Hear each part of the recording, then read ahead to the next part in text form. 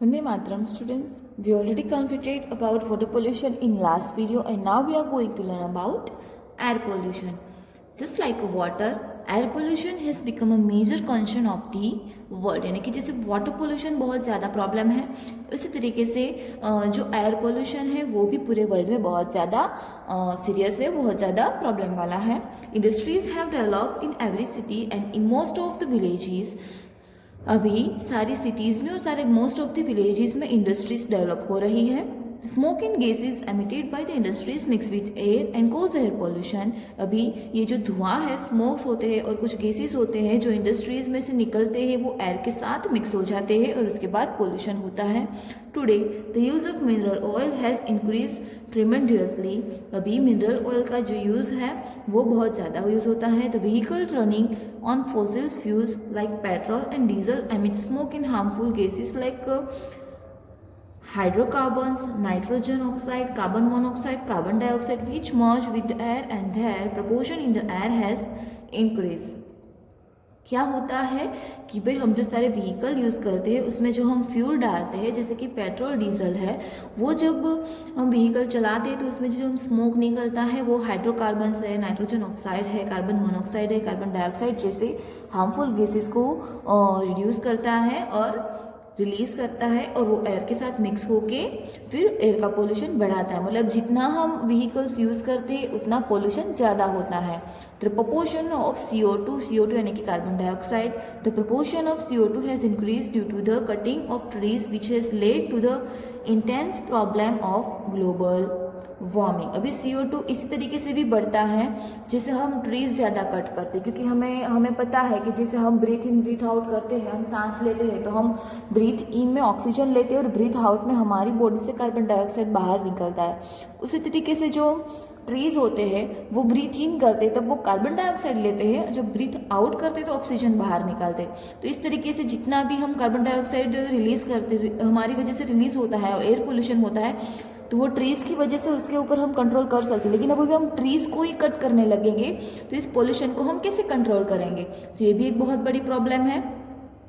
Deforestation is another reason behind the increase in air pollution.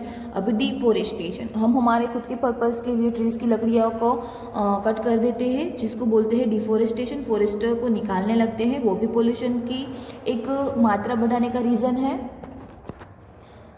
Dust particles float in the air due to the depletion of the forest cover and trees. अभी dust particles जो होते हैं वो air में बढ़ जाते हैं forest की वजह से और ट्रीज की वजह से. नेक्स्ट पेज पे देखते हैं तो यहाँ पे आप देख सकते हो सोर्सेस ऑफ एयर पोल्यूशन में हमें यहाँ पे कुछ एयरप्लेन्स हैं, कुछ यहाँ पे व्हीकल्स है जिसमें से कुछ धुएँ निकल रहे हैं. फैक्ट्रीज में इतने सारे धुएँ निकल रहे हैं, इतना सारा स्मोक निकल रहा है गैसेस से, तो वो सब एयर के साथ मिक्स होता है और एयर पोल्यूशन होता है. Air pollution causes various disease such is asthma, breathing problem and lung infection etcetera. जिसको सांस की बीमारी होती है तो उसका सबसे बड़ा रीज़न जो होता है वो एयर पोल्यूशन है. उसकी वजह से कुछ डिसीज़ होते हैं जैसे कि अस्थमा है, ब्रीथिंग प्रॉब्लम्स है और लंग्स इन्फेक्शन है, यानी कि जो हमारे फेफड़ों में इन्फेक्शन होता है वो. Dust particles floating in the air lead to disease like cold, cough and allergy. These have been instances when animals died due to suffocation caused by excess of pollution. The temperature of the atmosphere had increased due to pollution. At times, these poisonous gases mix with raindrops and causes acid, which is very harmful for animal and vegetation. अभी air में जो dust particles होते हैं उसकी वजह से जो cold है, कफ है, एलर्जी है, जो बार बार खांसी हो जाना, छींक आना, गले में खराश हो जाना, गले का जलना, ऐसे सारे डिसीज़ होते हैं. आप में से बहुत सारे लोगों को इस तरीके की एलर्जीज होगी तो वो धुएँ की वजह से और एटमॉस्फेयर में जो डस्ट होती है उसकी वजह से होती है. साथ ही साथ ज़्यादा पोल्यूशन से जो सफोकेशन की वजह से जो एनिमल्स की डेथ हो जाती है वो भी एक हार्म इफेक्ट है एनिमल्स के ऊपर. और एयर पोल्यूशन की वजह से गर्मी का प्रमाण बहुत ज़्यादा बढ़ रहा है.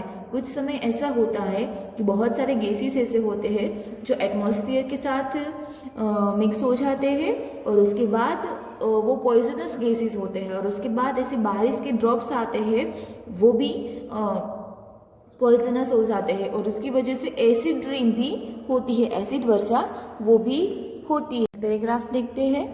To prevent air pollution it is necessary to make certain rules for the industries and implement them strictly, यानी कि एयर पोल्यूशन को रोकने के लिए हमें कुछ इंडस्ट्रीज होती है उसके ऊपर कुछ स्ट्रिक्टली रूल्स बनाने चाहिए और उसका स्ट्रिक्टली इम्प्लीमेंटेशन यानी कि अमल करना चाहिए। Equipments then can filter smoke and harmful gases should be develop and installed, यानी कि ऐसे जो गैसेस होते हैं जो हार्मफुल स्मोक और हार्मफुल गैसेस है उसको फिल्टर कर सकते हैं, तो इस ऐसे मशीन्स को, ऐसे इक्विपमेंट्स को हमें डेवलप करना चाहिए और उसको अप्लाई करना चाहिए। Industry that do now follow the norms should be punished strictly by a heavy fine और शुड बी शट डाउन, यानी कि इंडस्ट्रीज में कुछ ऐसे लोग होते हैं जो ये सारे रूल्स एंड रेगुलेशंस को फॉलो नहीं करते हैं, तो उसको स्ट्रिक्टली पनिश करना चाहिए और उसको ज़्यादा से ज़्यादा फाइन पे करे, ऐसे रूल्स बनाने चाहिए और उस एक्टिविटी को बंद करवाना चाहिए। इन्वायरमेंट अवेयरनेस कैंपेन्स, यानी कि पर्यावरण जागृति के जो अभियान होते हैं, कुछ ऐसे सेमिनार्स होते हैं, उसको ऑर्गेनाइज करना चाहिए। One should use petrol and diesel in a judicial manner, petrol और डीजल जिसकी वजह से रूटीन लाइफ में भी ज़्यादा पोल्यूशन होता है उसको हमें रोकना चाहिए और उसका हमें जितनी ज़रूरत है उतना ही यूज़ करना चाहिए। Use of pollution free fuel like CNG and LPG will help to great extent, यानी कि जो गैसेस है जिसकी वजह से कम पॉल्यूशन होता है, for example CNG and LPG, उसका हमें हमारे व्हीकल्स में यूज़ करना चाहिए। Strict implementation of PUC in vehicles should be implemented, यानी कि PUC जो है व्हीकल्स के लिए PUC होती है जो कि पोल्यूशन की एक लिमिट दिखाता है कि कौन सा व्हीकल कितने ज़्यादा पॉल्यूशन इंक्रीज करता है, तो वो सबके लिए कंपलसरी होना चाहिए, जैसे कि अभी कंपलसरी है कि PUC दिखानी है लाइसेंस के साथ साथ। तो ये जो पूरा पैराग्राफ है वो ये एयर पोल्यूशन के मेजरमेंट का पैराग्राफ है जो कि आपको मेजरमेंट ऑफ एयर पोल्यूशन के हेडिंग में लिखना है। ओके, नेक्स्ट पोर्शन से नेक्स्ट वीडियो लर्न करेंगे। वंदे मातरम।